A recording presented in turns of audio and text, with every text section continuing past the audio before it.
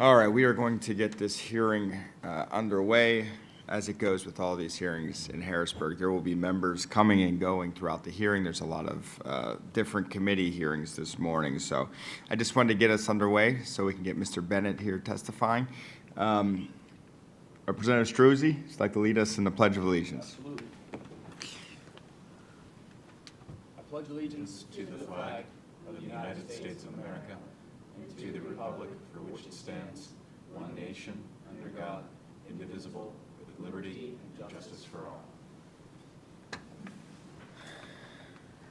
All right.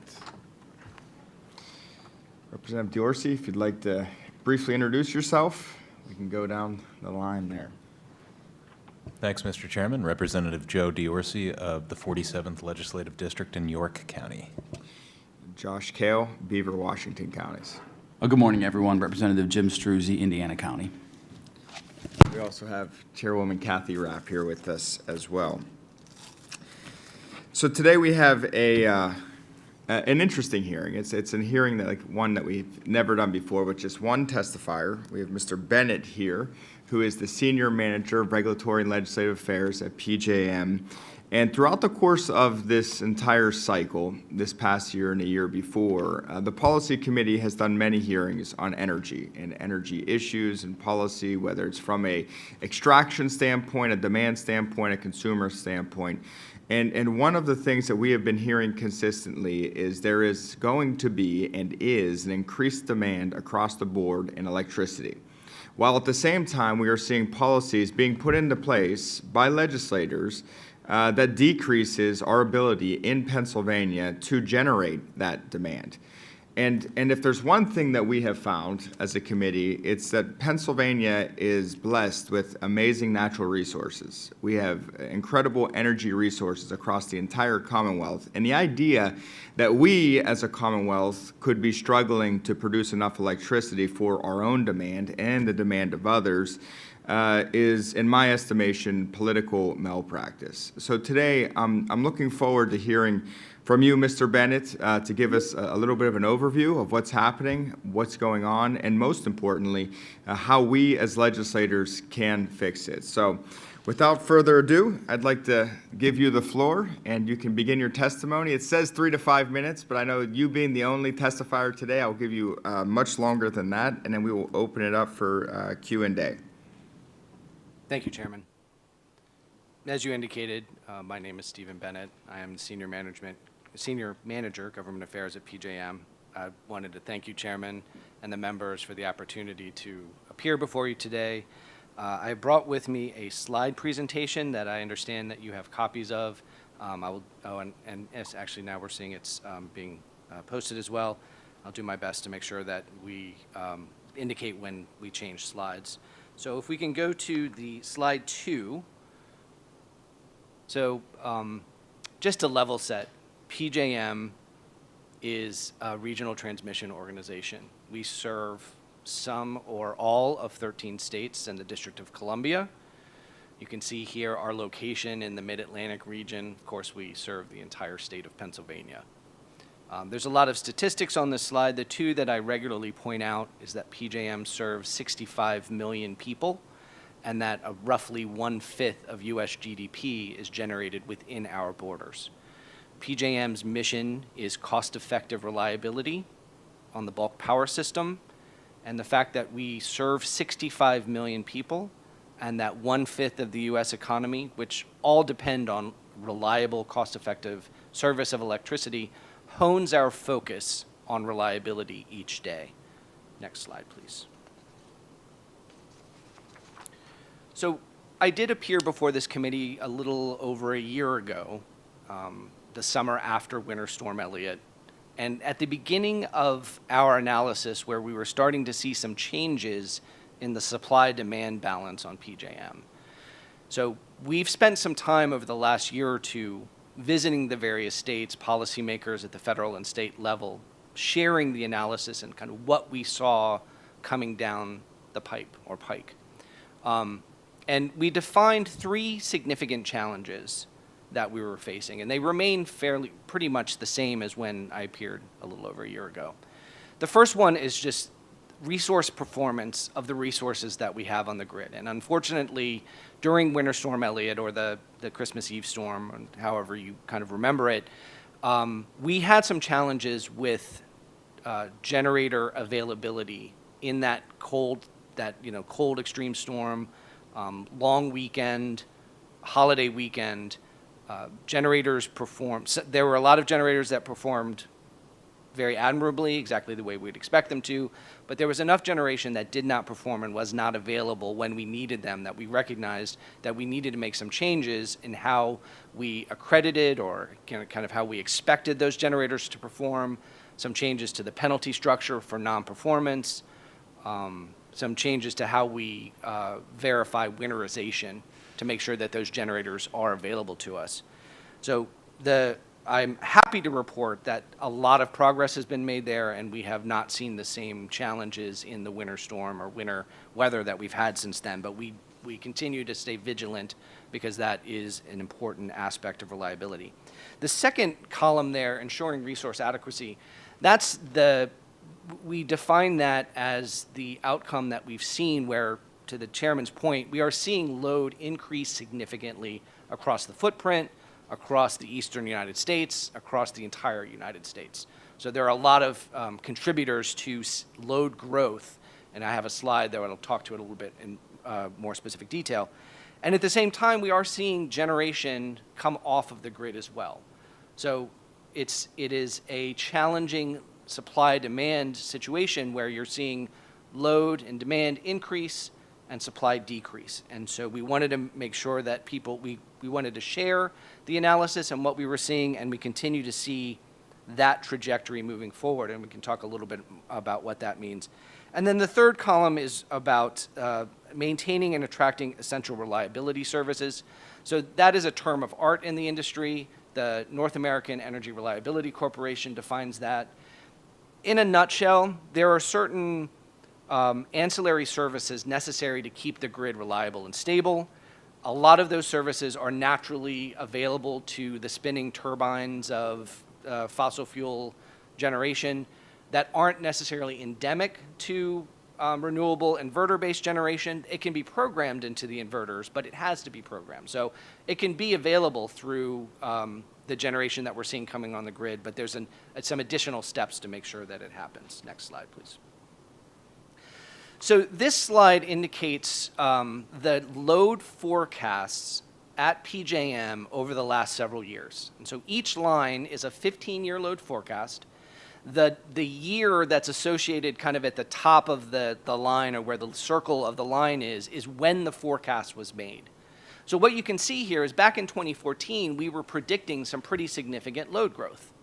But over time, between 2014 and about 2020, we saw those forecasts reduce every year. And so that was largely because of efficiency gains.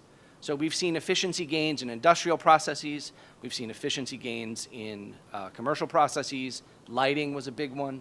And so we actually went through a period of about 5 or 6 years of demand reduction. Well, those years seem to be over, at least for now. So since 2020, 2021, 2022, you can see that those load forecast lines are now increasing again. And if you look at the most recent forecast that we made in 2024, that line, the steepness of that line has gone up considerably and significantly. And that comes almost exclusively from electrification of buildings, electrification of the fleet, both the heavy fleet and the light duty fleet, but also data center. So data center growth is driving significant load, again, not just in PJM, but across the country, really across the world. And you've probably seen some of the articles that indicate that using AI for simple searches is 10x the amount of electricity necessary to do kind of the traditional search. And we're seeing data center growth across the footprint. In fact, Northern Virginia is the largest data center concentration in the world. So much so that the infrastructure there is being strained. And so we're now seeing data center growth in Columbus, Ohio, outside of Chicago. We're seeing some in Pennsylvania and other places. So load is definitely growing. Now, I will say Google has come out and said there might be some double counting, not malicious double counting, but just the fact that data centers, the same data center projects, are being proposed in multiple locations. But regardless, I don't think there's anybody arguing that load growth, that trajectory, the direction of load is up, and we're only going to see it go up as we move, as we move forward. If you look at the next slide, please. So again, this is the other side of the supply-demand curve, or coin, is forecasted retirement. So we are seeing generation leave the system.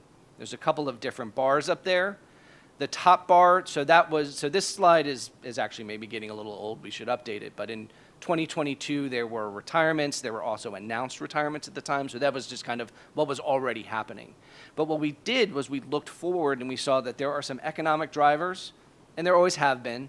In PJM and elsewhere, there are older generation plants that just they've come to the end of their economic life. It just is a normal thing, and they're just no longer really economically viable to run in our marketplace.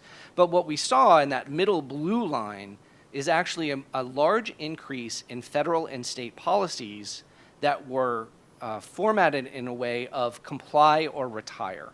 And what I mean by that was, whether it's a federal or a state rule, the generator has a emissions compliance target by some certain date in the future, and if they can't meet that target, they have to retire. And so we're actually seeing generation being pushed off of the grid through those policies. And EPA policies are probably the largest single driver in that light blue line. If you look at the next slide, please. So this, I believe, is slide 6. Yeah. So just a reiteration of PJM's focus is reliability. We need all three of these gears to make sure that the grid stays reliable. Moving right to left, regional planning is our transmission planning. So it's PJM's role and obligation to make sure that we have the wires necessary to move electricity around the bulk power grid safely, reliably, with no NERC violations. The middle gear is operations, so that's the day-to-day, hour-to-hour, minute-to-minute dispatch of generation to make sure that we're meeting the load requirements instantaneously, maintaining the right frequency. So these are the men and women that work in our bunkered control rooms to make sure that the grid is stable and safe and reliable. And then the markets gear, the light green gear, is where I'll be focused for the remainder of the presentation. And PJM uses a number of different markets to send price signals to incentivize behavior in support of reliability. And we'll talk a little bit specifically about one of those markets, which is the capacity market. Next slide, please. So the PJM capacity market, which is also known as the reliability pricing model, RPM, sometimes you'll hear about the base residual auction or the BRA, so we kind of traffic in acronyms at PJM a little bit. But the idea behind the capacity market is it's a forward market to send a price signal to incentivize actual iron in the ground generation. So we want to make sure that we have iron in the ground in the future enough to meet that hottest summer day or that coldest winter night, and a reserve on top of that, right? So everything we think we're going to need on the most extreme day of the year, plus a reserve to make sure that we're not wrong, or that if we're wrong, we have enough to still meet the need. It's designed to assure future availability. It sends a market entry or exit signal. So it could be a market entry signal to say we need more generation. It could be a market exit signal to say we're long and actually we have more than we need. So economically, some of the generation, as I indicated in a previous slide, should actually come off the grid. It involves both generation and demand response. So flexible demand can participate along with generation. And it includes something called resource accreditation and testing requirements to make sure that the units that are being paid for capacity can truly provide electricity when we need it. Again, coldest winter night, hottest summer day. Moving to the next slide, please. So just a quick analog. So again, I mentioned that PJM has a number of different markets, and they're all meant to send price signals to incentivize certain behavior. So if you think about your air conditioner at home, needs a bunch of things to be able to run reliability on that hottest day. The energy market is PJM's largest market by dollar value, and that's by design, and that's the way it should be. And energy you can think of just if you're running your air conditioner, it needs energy at the time. Capacity, again, is to make sure that that air conditioner can run on those hottest days 3 years forward. We know that we have enough electricity. Regulation is to manage the instantaneous on and off of your air conditioner and your friend's air conditioners. And then we make sure that we have the reserves necessary that if the largest generating unit on the system were to go down, we'd have enough that could come onto the grid within 10 or 30 minutes to make sure that your house stays cool, regardless of that unit trip. Next slide, please. So we just held a base residual auction. So we just held a capacity auction. It was for the 25-26 delivery year, so that starts June 1st. We cleared enough capacity to meet our needs, plus our reserve requirement, but it was significant. It was significant for a number of reasons. The capacity market is locational, so in the event that there's a zone that separates because it doesn't have enough capacity, the prices can be higher than the rest of the footprint, and that's what happened. So Northern Virginia, the Dominion region, was short generation, and the Baltimore Gas and Electric region in Maryland was short generation. And when that happens, the auction clears at the cap. And the idea there is that if it's short generation, we want to send a price signal to build. We want to send a very clear build signal, and that's what happened in both of those cases. The auction cleared about half of the capacity was natural gas, 20% nuclear, 18% coal, 1% wind and solar each, 4% hydro, and 5% was that demand response or that flexible load. Next slide, please. And you'll see, because of this change in the supply-demand balance, as well as some of the changes we made after Winter Storm Elliott, that prices are very different for this upcoming delivery year than they are for this current delivery year. So we went from 29 megawatts a day to about 270 megawatts a day for most of the RTO. And you can see in BG&E and Dominion, upwards of about 400, 450.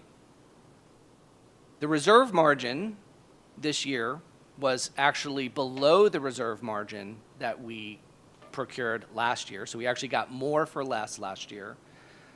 And that's all with our target. So that IRM means a target of 17.8. So our target was 17.8% reserves.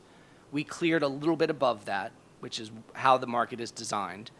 Last year, the IRM was 14.5 or 14.7%, but we actually cleared 20. And I'll kind of walk through a little bit of why, even though we had a higher target, we cleared less. Next slide, please. Again, the primary contributors to this change and this change in pricing is supply and demand. We saw our peak load increase significantly by a little over 3,000 megawatts. We saw, because of our risk modeling, because of the uncertainty around winter weather, our target was higher. So that together had a accretive impact of increasing our capacity demand. And again, at the same time, we're seeing a reduction in supply. You can see about 6,600 megawatts came off the grid. So higher demand, lower supply, higher prices. Again, we did make some changes. So we worked with FERC to make some changes to the market. And that had a net effect of removing about 2,700 megawatts because of a change in accreditation. And I'll get to that in a little bit more detail as well. You go to the next slide. So we're on slide 12 now. So this is a waterfall chart to just give you a feel for the year-over-year change. So again, last year we had about 16,000 megawatts of additional capacity. This year we have about 500 megawatts of additional capacity. And the changes there come from the target going up. So the target going up has a net decrease impact. So we had to target a higher amount because of winter uncertainty and winter risk.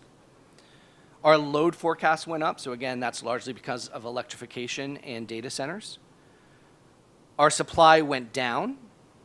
We had a little bit less DR, demand response, offered into the auction. We had a little bit more of renewables offered into the auction. And then some of the changes in accreditation created a situation where instead of 16,000 additional megawatts of capacity, we had 500. So again, our margins are razor thin. Next slide, please. Key takeaways: the supply balance, it's tightened. I don't want to sound like a broken record, but that's what's happening. That's what we saw was happening. That's what we were trying to warn people about. That's what we were trying to warn policymakers, and we're seeing it. So if you had an opportunity to read our, what we kind of call our 4R report, retirements, risk, retirements, and replacement, that's what we predicted, and we're seeing it, and we're seeing it happen.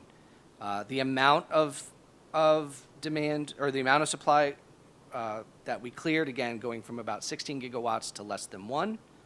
And some of the changes that we made makes it a little bit hard to do a year-over-year comparison, but we know that supply-demand is driving this change.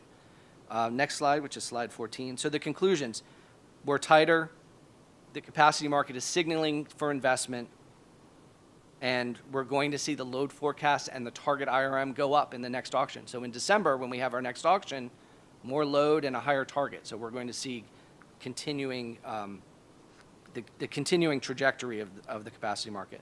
The last slide I'll talk to, slide 15, talks about accreditation. And again, the idea of accreditation is no unit is perfect. No generation unit is perfect. No generation unit shows up all the time, every time when you need it. And so we needed to make sure that we were accounting for that. We implemented something called effective load carrying capacity, ELCC. That's kind of neither here nor there. The thing to remember is what it is. It's an economic principle where we look at a probabilistic determination of will you show up when we need you. And based on that, your capacity contribution to the market is capped at a certain level. And this is a list here. It's a little bit of an eye chart, and I apologize for that. But if you look here, there's a list, and it says, let's use some examples. Onshore wind has an ELCC of 35%. Tracking solar, 14%. Nuclear, 95%. And gas combined cycle is 79%. What that means is if you're an onshore wind plant and you have your 100 megawatt onshore wind farm, you can bid no more than 35 of those megawatts into the capacity market. If you're tracking solar, it's 14. If you're nuclear, say it's a 1,000 megawatt nuclear plant, it's 950. And if you're a gas combined cycle, it would be 790 if you're 1,000. So it's just the idea that you have a different contribution to the capacity market based on your probabilistic determination of whether you'll be available when you're most needed. The last slide is just a linkage to a website that we have, so if you're interested in learning more, all the things we're doing for reliability, and the remaining slides were just meant to be informational. So I appreciate the indulgence to go longer. I'm more than happy to ask any questions that you might have. Thank you. Thank you. Representative Struzzi. Well, thank you, Mr. Bennett. I think this was an excellent presentation. You know, clearly, I think most of us in the room here have been aware of these challenges for several years. Here in Pennsylvania, we dealt with the Regional Greenhouse Gas Initiative, which we are continuing to deal with through the governor's new acronyms that he's put out there. Have you had any conversations with the administration here in Pennsylvania, the Shapiro administration, on the concerns with the grid reliability? Yes, we have. And what has been their reaction? We actually have had a very constructive dialogue with the governor's office. Their staff from the governor's office has been in contact with us almost from the beginning. They're definitely focused on trying to get federal dollars directed towards Pennsylvania to help build infrastructure and resources. I know that they're very excited about the announcement of the Crane Clean Energy Center coming back online as well.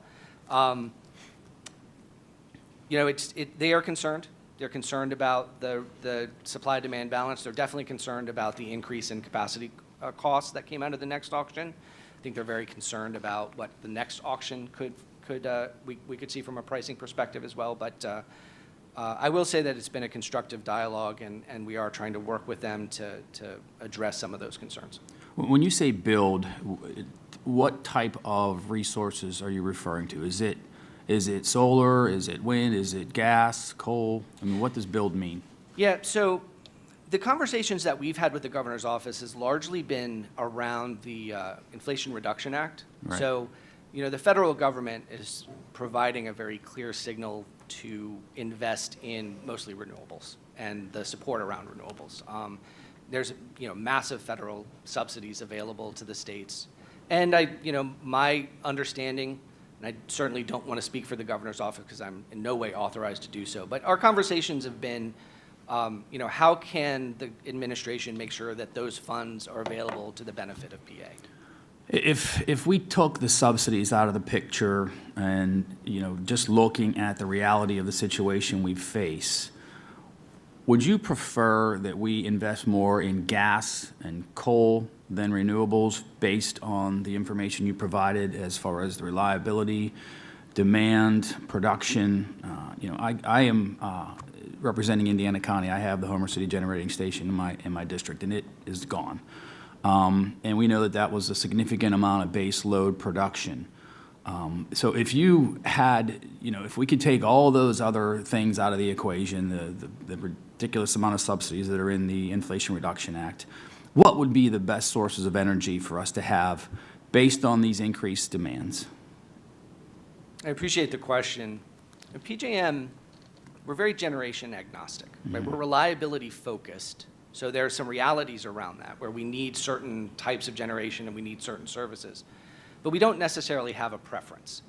And as an example, if there was a technology advancement tomorrow in, say, battery storage that allowed for wind and batteries to be the only thing that we needed to run the grid reliably, that would be fine with us. So, again, our focus is reliability. What we see right now is that we need a mix. All generation is valuable to PJM, from the nuclear that you saw with the 95% accreditation to the non-tracking solar, which I think has a 9% accreditation. It all plays a role in the reliable maintenance of the grid and reliable operation of the grid. Right now, we definitely need balancing resources, so we need resources that can balance the intermittency of the renewables. We need to make sure that when the wind doesn't blow or the sun doesn't shine, we have a backup. So whether that's the flexibility of natural gas, whether that's the on-site fuel availability of coal, whether it's the very quick response of a battery or the hybridization of a renewable plant through a battery, all of those things are necessary to make sure that we have 24/7 electricity. All right. Thank you, Mr. Chairman, for the extra time there. Appreciate it. Representative Diorsi. Thanks, Mr. Chairman. So just a couple of trends or facts that I believe I've identified with your presentation here. Number one, the proportion with which gas, oil, coal, and nuclear contributes to the grid is high. Number two, the rate at which those contributors are either naturally retiring or being forced to retire is alarming. And then, of course, the fact of increased demand, which you laid out in several charts. Assuming that none of these trends are reversed, a dent isn't made in any of these trends, they continue as they're projected, as your figures show. How long until the grid can't adequately power our state? Thank you for the question. I don't know if I have a date certain in response to that. I can say that our reports, the analysis, our messaging has indicated that if we don't change the trajectory, if we don't either have a more balanced supply-demand kind of climate going forward, or if there's not, again, some kind of very significant technology advancement in the near future, that in the 2030, 35, 40 timeframe, things could get very tight. And we do have concerns about that if nothing changes. Which is, again, one of the reasons why we're trying to work with policymakers now to make sure that, we can get on a pathway to continued reliability. I'll say one of the things that we've seen in a positive, is that some of the legislation that's been passed that talks about that comply or retire approach that I mentioned earlier, there are reliability safety valves in those statutes that say if we get to the retirement period and reliability will be impacted by those retirements, there are mechanisms to keep some of those generators running until those reliability issues are resolved. We have seen the EPA being willing to work with us on some of the Clean Power Plan provisions. In fact, I think it's probably safe to say that PJM, in combination with the other RTOs, had an influence on EPA exempting existing natural gas from their most recent rulemaking. But we do, and I think it was mentioned by the chair, we have filed with the EPA continuing concerns with the potential for that rulemaking to drive generation off before it's ready. Yeah, I appreciate that, Steve. And I think, you know, supply and demand is just a natural function of the market. I think for me, the solution might seem a little bit simpler. It's clearing a way to produce more of these big four, gas, oil, coal, and nuclear. I think that's a pretty good solution, so thank you. Vice Chairman Eckert. Thank you, Mr. Chairman, and thank you for being here. I want to go back to this generation accreditation question, and I think it's important to know, you know, it's an important conversation to have, considering I think House Democrats are trying to push a bill this week dealing with changing the AEPS portfolios and how that looks. So, if you're looking at slide 15 here.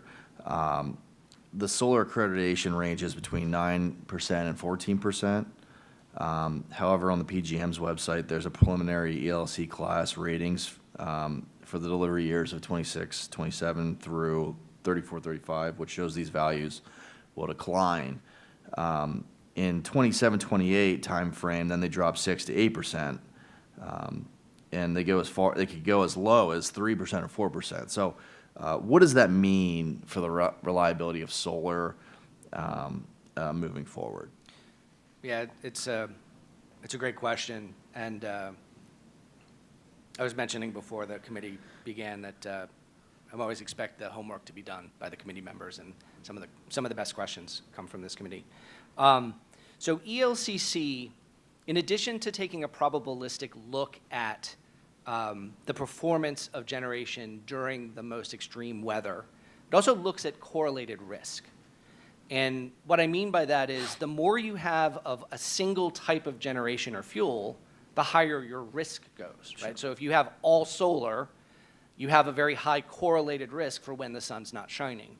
And so in ELCC, as you have larger amounts of that particular generation type coming onto the grid, that correlated risk goes up and the ELCC value goes down. And I think to your point, when we look at what's in the PJM queue to join the grid, it is, or you know, to interconnect to the system, it's largely solar, wind, storage. Mm-hmm. And so if we do see those types of generation levels increase, then it's very likely that the ELCC values will decrease over time because of that additional, that additional penetration. Right, because I mean, if you look at 100 megawatts of solar yields only about 9 to 14 megawatts of reliable value, which I think is problematic, considering if going back to the graph of graph 4 where you kind of show 2024 is increasing. And look, I think Pennsylvania should welcome new industry to, if these data centers are something that we can take advantage of. I think, again, this is somewhere Pennsylvania can be a leader in. I would really hate for reliability to be the issue, and when we have an abundant amount of resources here to really be the breadbasket state again for another industry. So I appreciate your time. Thank you. All right, any other questions? I'm going to ask a series of questions, and if anyone else has questions after that, you can go ahead and ask them before we close up. Mr. Bennett, the committee has been around the Commonwealth, and we've been 1,100 feet underground in a coal mine. We've been on a natural gas pad.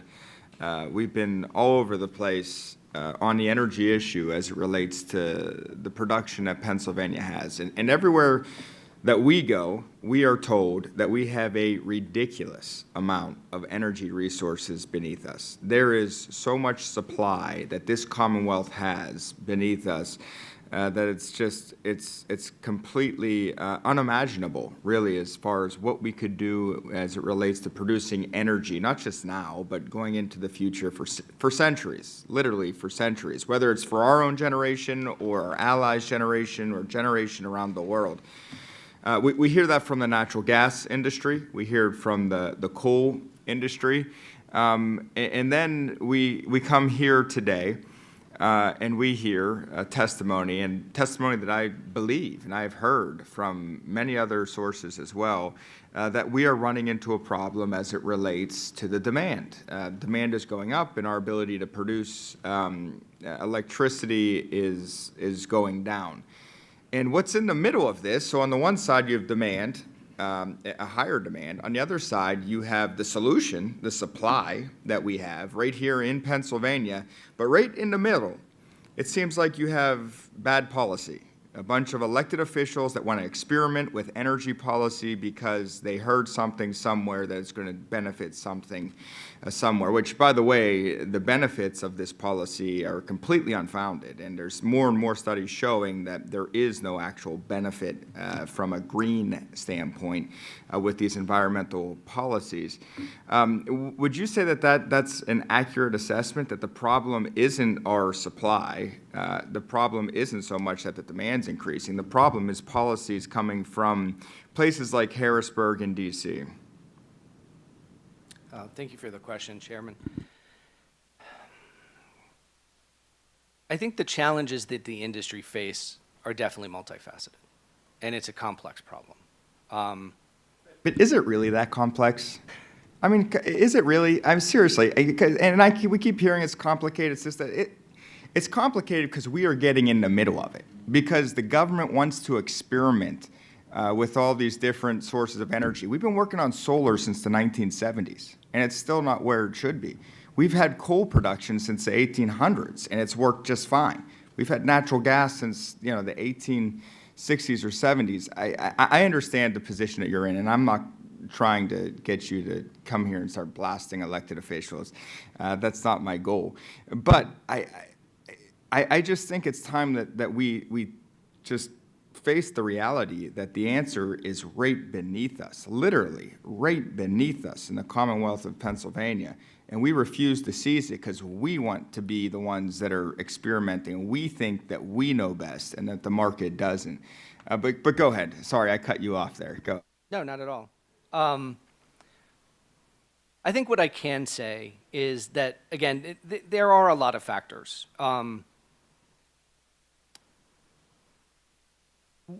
One area where I would say is worth looking at are the purchasing preferences of some of the largest companies in America, right? So if you look at the Amazon, Microsoft, Apple, Oracle, they are showing an economic preference to purchase renewable generation, clean generation. So there is a natural economic driver behind some of what we're seeing from the expansion of renewables on the grid. Policy is a factor. It is, it would be disingenuous for me to say policy is not a factor. The largest bar on our chart that, indicating projected retirements comes from policy. So policy is a factor.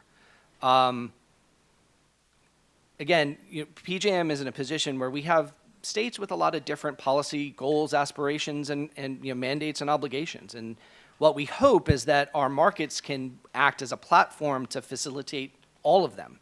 So if you are a state where decarbonization is a priority, our hope is that our markets can help you do that cost effectively.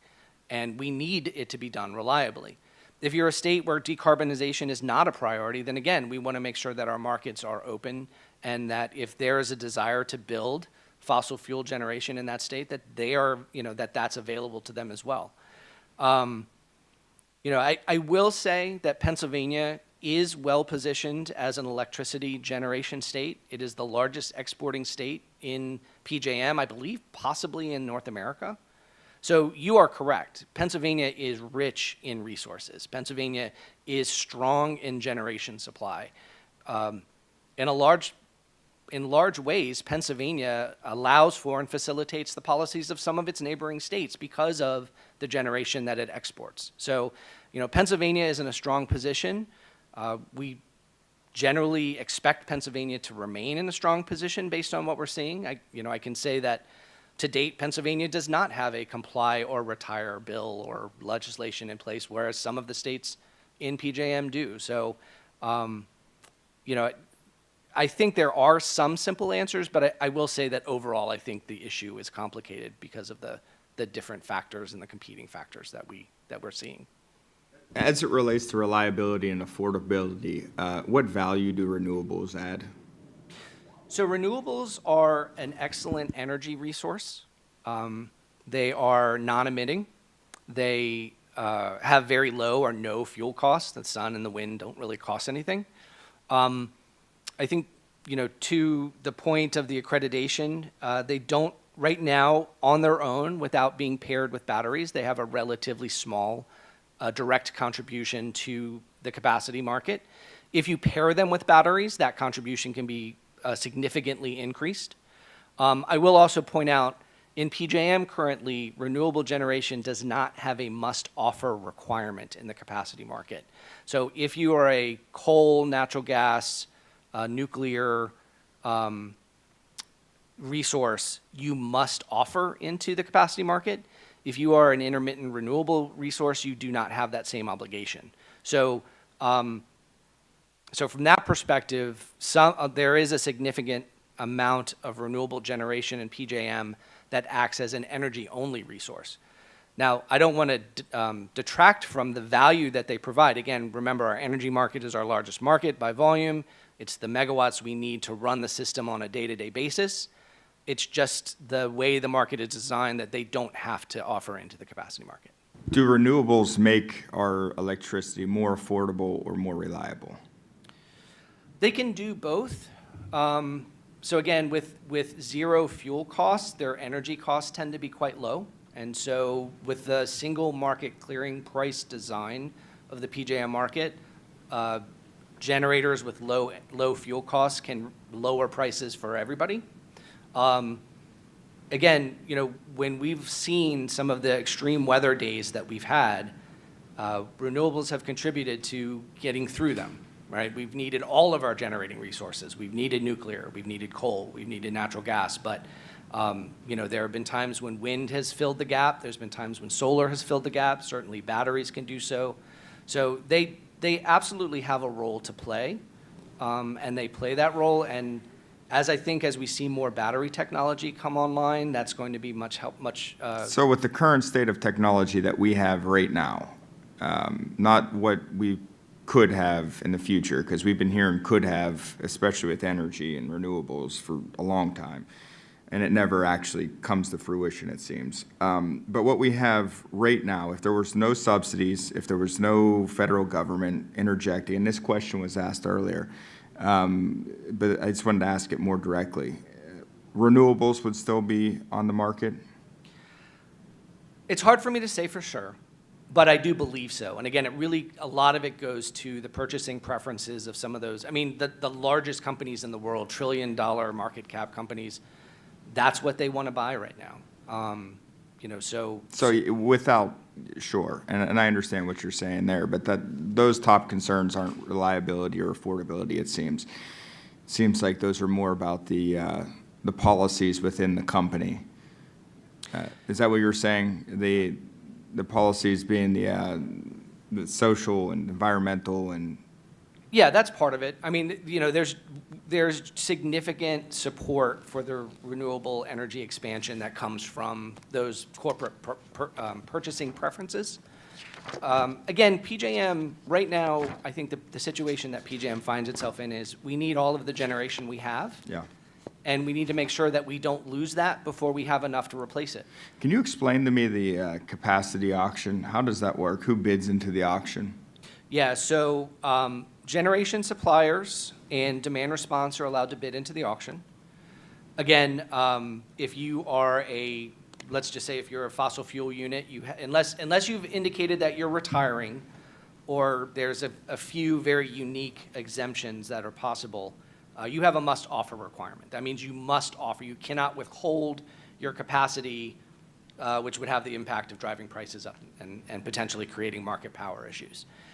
If you are cleared in the market, you then also have a must-offer obligation in the energy market. So you have a must-offer into the capacity market. Excuse me. Take one little break here. Take your time. And I'll throw my cap on the floor. If you clear the auction, then you also must offer into the energy market. Again, if you're being paid for capacity, we expect you to be available for energy. What happened? Oh, go ahead. No, I was just going to say, as I indicated before, renewables have the choice of offering into the market. Some do and some don't. What happens when a generator does not meet their electricity requirements? So if you clear the auction and receive that revenue, and then we have what we call a performance assessment interval. So that's basically that time when you're really needed. Cold winter day, cold winter night, hot summer day. If you don't perform, then you receive a penalty, and the penalty can be very significant. In fact, prior to the changes to the capacity market that we made after Winter Storm Elliott, the penalty was very, very significant, and So do we've made some changes. renewables bid into this? They can. Again, it's optional for them. So if they don't meet their electricity demands, they don't get fined? They would, actually. So if they bid into the market and clear, they would be subject to the same penalty as any other generator. If they choose not to bid into the capacity market, then they would not be subject to that penalty because they're not receiving any And what capacity percentage of the revenue. capacity market is renewables right now? I think in the most recent auction, I think, again, we cleared 1% solar, 1% hydro, 1% solar, 1% wind, I think it was 4 or 5% hydro, something like that. So it's what, 5-6%? Yeah, I think that's roughly correct. Listen to the chart.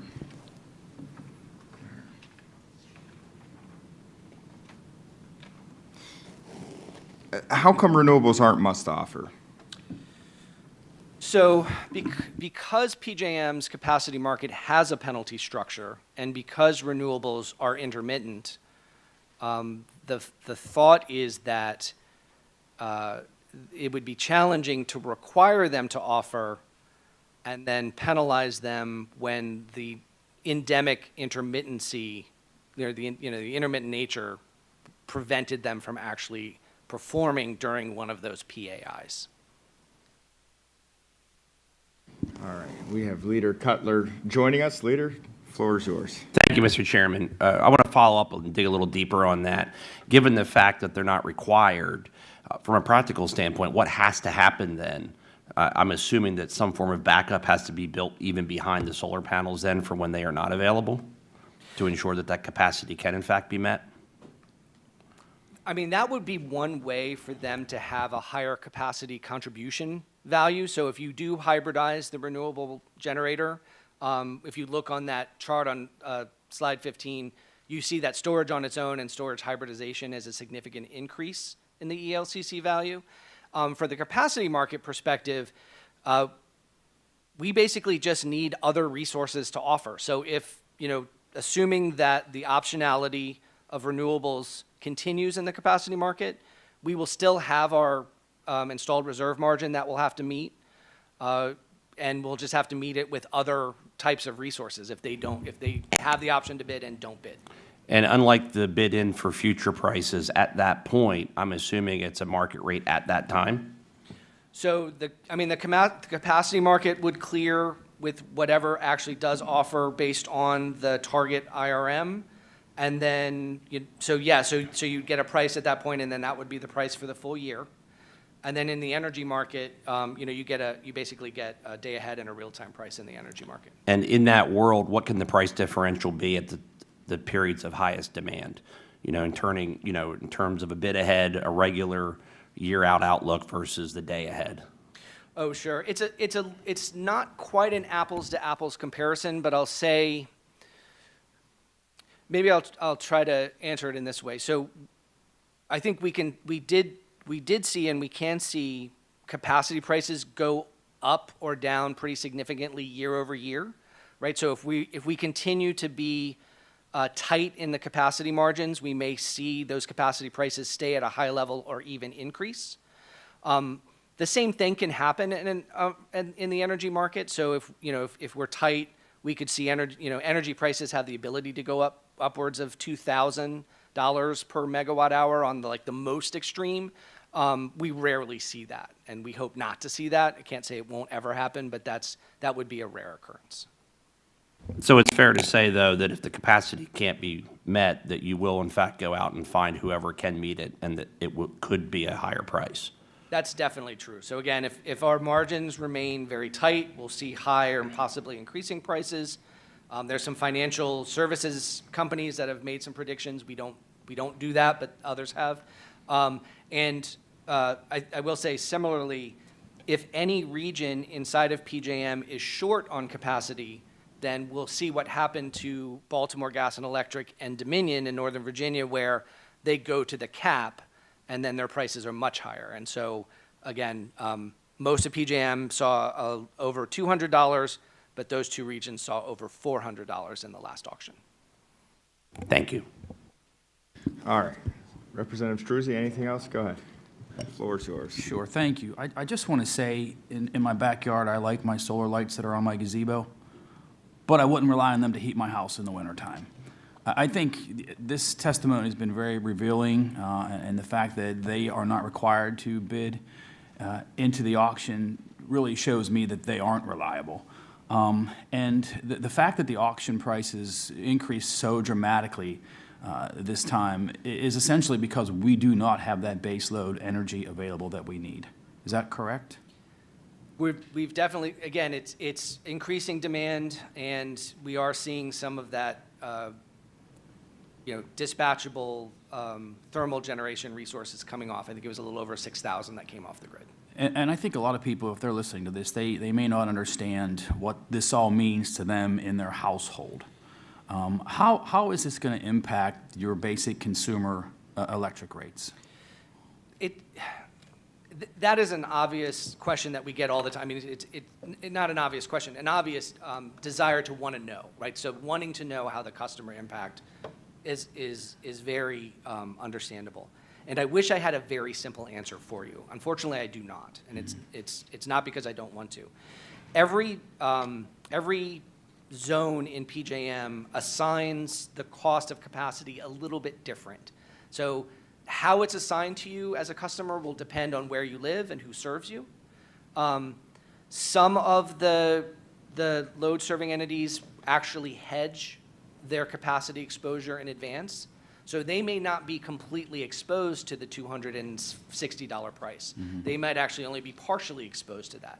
So there's going to be a lot of variables that go into how exactly a customer is impacted, but generally your price will go up. So most likely in the year starting June 2025 through May of 2026, you will probably see some sort of increase in your bill, whether you're a homeowner or a business owner or an industrial. And just one final wrap-up. Essentially, these auction prices, I believe you said, are sounding the alarm. A warning that if we don't make some changes moving forward, we're not going to have the energy that we need to meet the demand. Essentially, that's what these auction prices are saying, right? That's what, I believe you said that, not in those exact words, but in your testimony.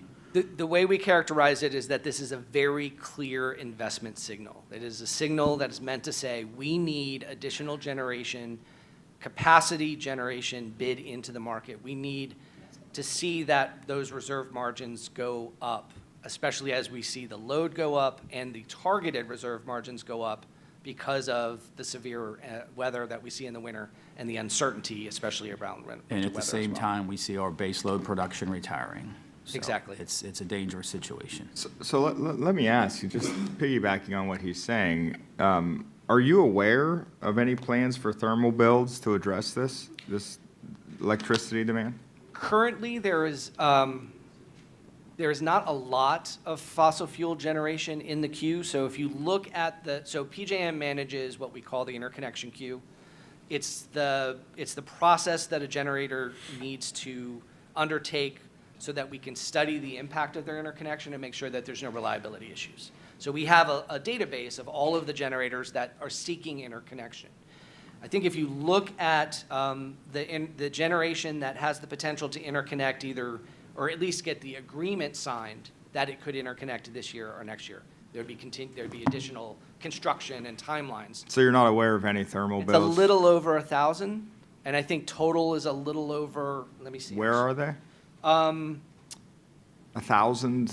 A little over 1,000 megawatts Oh, okay. of fossil fuel that could get their agreement in either this year or next year. And I think, I want to say a little over 6,000 total across the entire footprint that is even attempting. That's natural gas. We're not seeing any coal. Do you know where? That's geographically, what state? I believe we have some in Ohio and West Virginia. Those states we keep losing to. Those are the only two That's that I know. that's interesting. I wonder why. It's Ohio and West Virginia.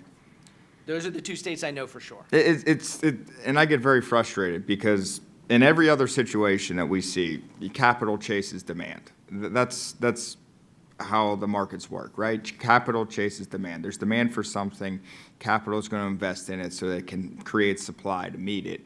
And what you're telling us today is there's a huge demand for something, but on the other side, the capital's not chasing that demand because there's government in the middle of it. And government is trying to dictate and tell capital where to go with the, subsidies and all these other things that you're getting from the federal government and from the state government. And who the loser is going to end up being, because there will be a loser, and it'll end up being the consumer, because the consumer is going to have to end up paying more or have an unreliable grid. I mean, that's what I'm hearing today, because the capital is chasing the demand that the federal government and the state government is creating instead of the demand that the market's creating. And we're all just going to end up losing. And it's like a train wreck coming that we can see in slow motion. And I get very frustrated when elected officials and bureaucrats think that they can dictate best and know what's best, and then we end up in a situation. And what's going to happen is when things do start shutting down, everyone's just going to start pointing fingers at each other, and it's going to get muddied up, and whose fault it actually is will be less clear then than it is now, which is unfortunate, but it's something that we should start preparing for now as we go forward. One last question, and then I will let you go, I promise. You've been very helpful, and I really appreciate your testimony here today and answering our questions. There was a recent proposal, and this may not be related to the conversation today, I'm just kind of curious. There was a recent proposal, alternative energy portfolio increase. I think renewables, the proposal was something like 40% by 2030. I believe that's what the governor's proposal was on the plan. All the acronyms, I lose track of which one's which. I think this one was a PACER, PACER is all these other PACER that was proposed. Help me understand what impact that would have on the market. Would it affect reliability? Would it affect affordability? Would it have no impact on PJM? What would that mean for you? I hate to say I don't know or I can't answer, but unfortunately, we haven't done any analysis on that bill, so I don't have anything empirical to share with you. I can say that, we currently support states that have everything from basically 0 RPS to some pretty significant RPS targets. But I don't have any specifics on how, and I believe that one might be press. I don't know how the press bill was, and I don't mean to correct you, I'm sorry. But No, you're, I admittedly get confused by all the acronyms. I would not do well in the military. Or PJM, we're an acronym. Yeah, there you're a living acronym. Yeah, a lot of acronyms. But yeah, without analysis, I just don't feel comfortable. How about the Regional Greenhouse Gas Initiative? What's the impact of that going to be on consumers? Again, we haven't done any analysis on that, so I don't have any data that I can share on that one. I appreciate it. Mr. Bennett, thank you for your time today. I truly do appreciate it. That was very informative.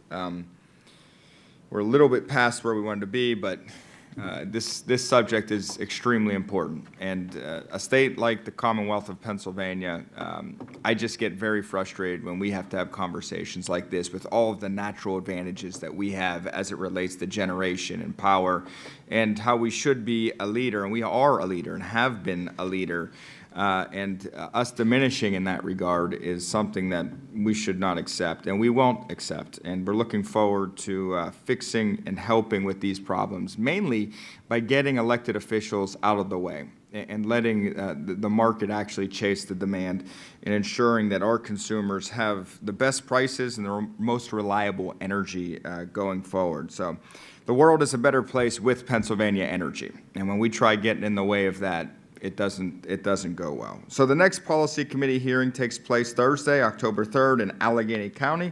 We'll be discussing the widespread impact of inflation. Until then, this committee is adjourned. Mr. Bennett, thank you.